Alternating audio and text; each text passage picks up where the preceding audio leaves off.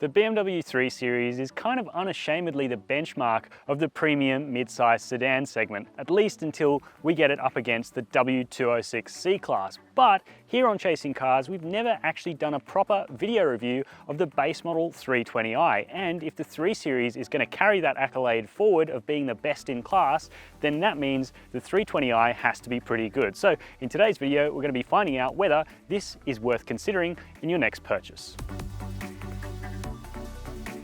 Now, this 320i starts from about $70,000 before on-road costs here in Australia, but the particular example we have is optioned up to closer to $80,000. It's got the visibility pack, which adds a sunroof, laser lights, and this sapphire black metallic paintwork, and it's also got a comfort pack, which adds heated seats, adjustable lumbar, among other things that we'll get to a little bit more in the interior. And that means it's actually a fairly expensive 3 Series. It's right up there with the base price of the new Mercedes-Benz C200, which is about $78,900 before on-road costs, and it's a lot more expensive than a base model Audi A4. So does it deserve to command that premium over its rivals? And is this 320i with its passive damper setup any good to drive? All of those things we're going to be finding out in today's video. And of course, if you've got a 320i or are considering one, I'd love to hear your opinion in the comments section down below. But if you've already heard enough about this 3 Series and want to check it out some more, I've dropped a link below this video where you can access the configurator, see the brochure, and even organize a test drive with Chasing Cars.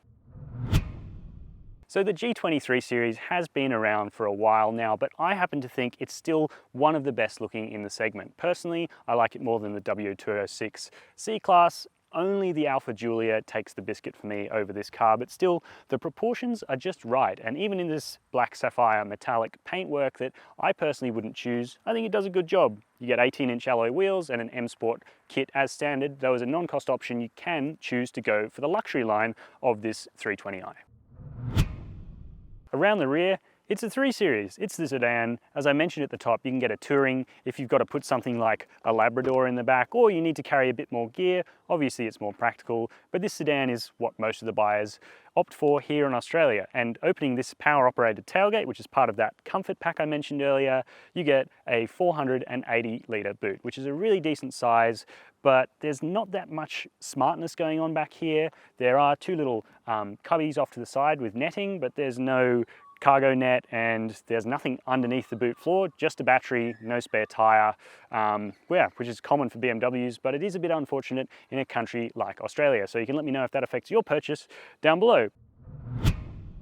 So the 320i, probably once the forgotten base model 3 Series, but now it doesn't feel that way at all. Now I'm going to talk you through why. It starts with the technology package. It's pretty much the same as every other 3 Series you can get, 330i, M340i as well. You get this 10.25-inch touchscreen up here, which is super crisp, decent to look at, nice BMW graphics, and you also have wireless Apple CarPlay and Android Auto. You can control that through this rotary controller as well down here, which is great for the bumpy roads that we have in New South Wales, Victoria, and in fact all over Australia. Just gives you that extra little peace of mind. Speaking of that, interacting with the car on the whole, you've got this sort of mission control section down here where you've got drive modes, traction control, parking sensors, auto engine start, on and off, and it just feels well thought out. It's the same with the buttons on this rather thick leather appointed steering wheel, which I don't love holding, but it all feels in the right spot. All the controls fall to hand really easily, the paddles as well, the indicators, you know, it's just exactly what you expect. And I think that is why this is still the best-selling vehicle in this premium mid-size sedan segment. It outsells the C-Class and the Audi A4 here in Australia. It's only outsold by the Tesla Model 3, interestingly, which it was done by quite comprehensively last year. But anyway, we're getting off track a little bit. Now, the Tesla does bring me a little bit back to the technology package here, because still a sore point for the BMW range is this 12.3-inch digital driver's display. It looks fine, but in a world where these things are so high contrast and so capable and interactive with the driver, like new C-Class and Audi's digital cockpit, the BMW one just doesn't have enough crispness or contrast to really offer a full experience in this car. I think that's really something they're going to have to address in the midlife refresh of this car, which is probably due fairly soon, actually. Now let's talk about the specification of this car as well, because it's black outside and it's black inside. Hashtag boring.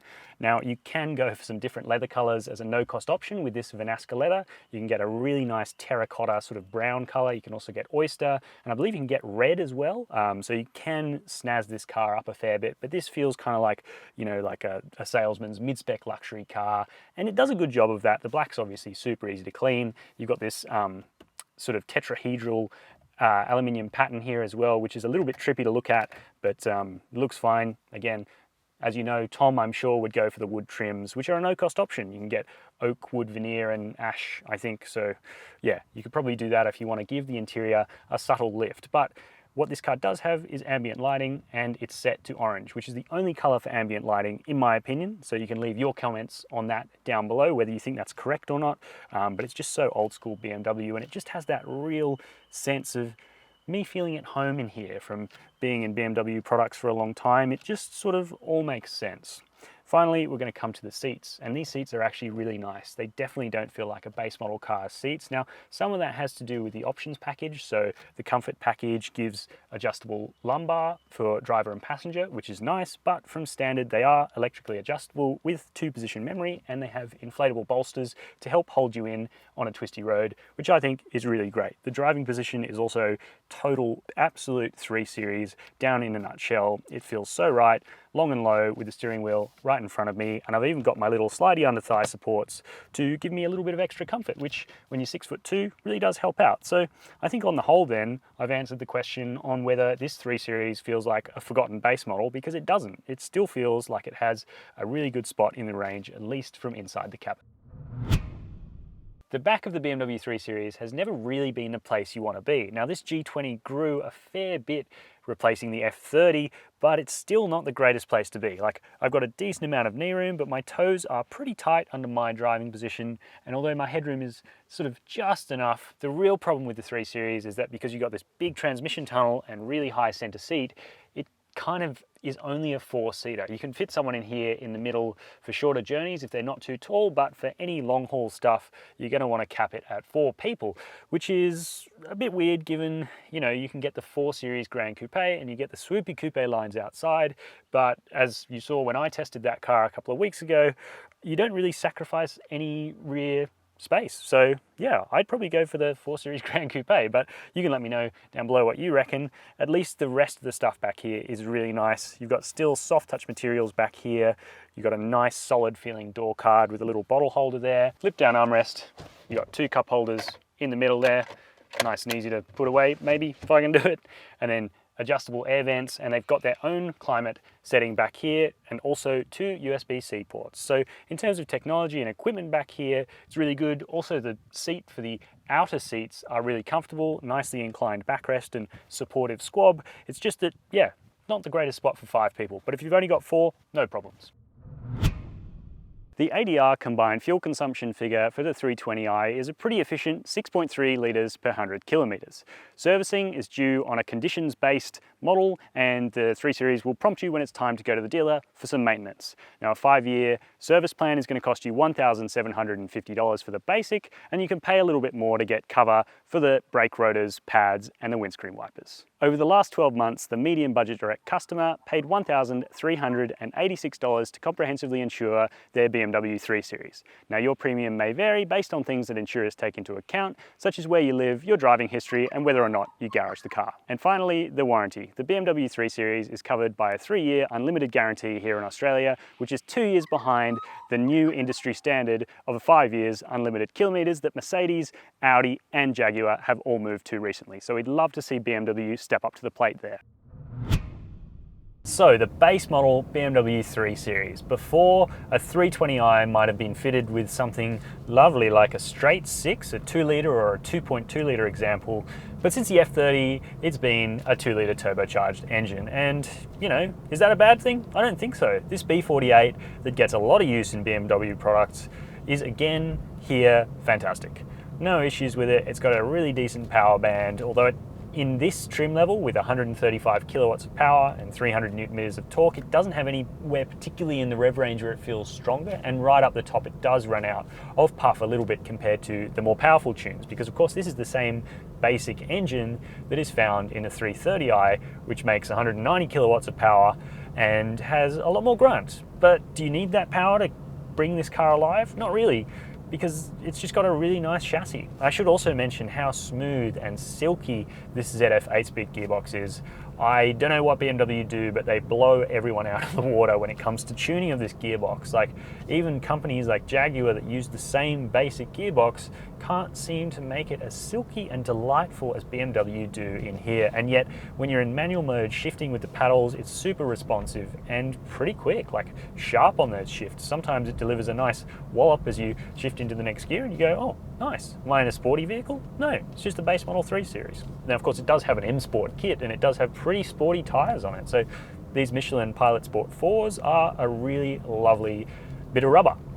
Now, unfortunately, on this BMW, they are run flats, which goes to say why there's no spare in the boot of this car. The idea is you can run on them when they're flat if you need to. Not recommended still, and so for that reason, I think they're still a bit pointless, and I know BMW loves doing them. It's a safety thing on the Autobahn, I'm sure, but yeah, in practice they're a little bit stiff, and I think they contribute to this car's slightly stiff-legged ride. Now, I'm not saying this thing rides terribly.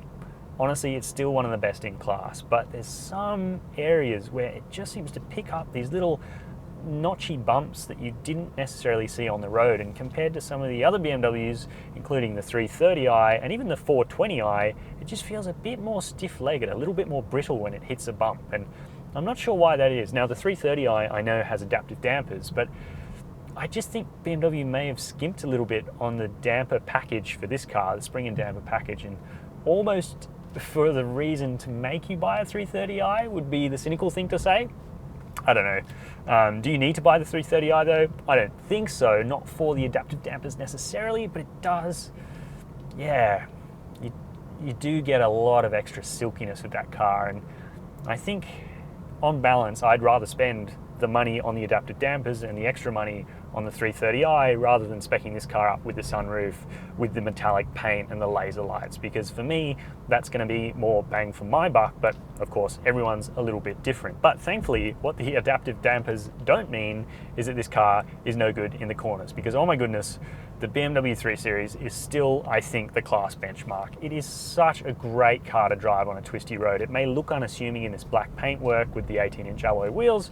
The M Sport kit is pretty snazzy looking, but yeah, just the agility of this car is so surprising. And the first time you get into it, when it's in comfort mode and you're just cruising along, it doesn't necessarily give off the vibe that it's going to be an absolute shredder in the corners. But man, when you get into a flow on a country road, there are a few cars better to be in than a 3 Series. Even a base model 320i, it just tips in so delightfully. You can feel the transfer of weight from slightly front-led, a little bit of understeer as you get back on the power and generate that gentle oversteer. And even this 320i can do little slides. The traction control is also fantastically calibrated in this car to give you everything you want and nothing you don't. And I think the engineering nous of BMW really runs deep in knowing how to make a car like this drive so fantastically. So yeah, I know you hear us wax lyrical about these 3 Series when we drive them on a twisty road, but honestly, the C-Class has a real job cut out for it if it's going to be better than this. And I know I've heard Tom's chats and we both agree that we really need to get them together to do a back-to-back to see whether the W206 is finally better than the G20. So hopefully we'll have that. Now, one thing that W206 does have that's a little bit better than this 3 Series is the safety suite. Now, the base car doesn't get the full highway driving professional package, or rather the adaptive driver professional package, but you do get adaptive cruise control and a lane keep assist system, and that stuff works pretty damn well. It all feels nicely integrated into the driving experience. Just like all other BMWs, you've got your little configurable safety system switch as well, so you can have it how you like, you know, early or late intervention and all that sort of thing. So that's great, and I really like that simplicity of use, and that sort of pervades the whole 3 Series experience. As I discussed in the cabin, the thing is just so easy to wrap your head around. And I guess to answer the question, is the 3 Series still the king of this segment? It doesn't feel old yet, so we'll have to find out. Maybe the new C-Class will absolutely give it a thrashing, but yeah, we'll wait and see. So that brings me to the end of driving the BMW 3 Series, which is always a slightly sad affair. But of course, as always, let me know in the comments section down below any opinions you have about the BMW 3 Series. Do you think it's been knocked off by the new C-Class? Or do you think the Audi A4 is better? Or something that I haven't even talked about? Perhaps the gorgeous Alfa Giulia? Give me your opinion in the comments section down below. And while you're there leaving your comments, also we'd love it if you could hit that subscribe button and the bell icon if you haven't done so already. And as always, thank you for watching Chasing Cars.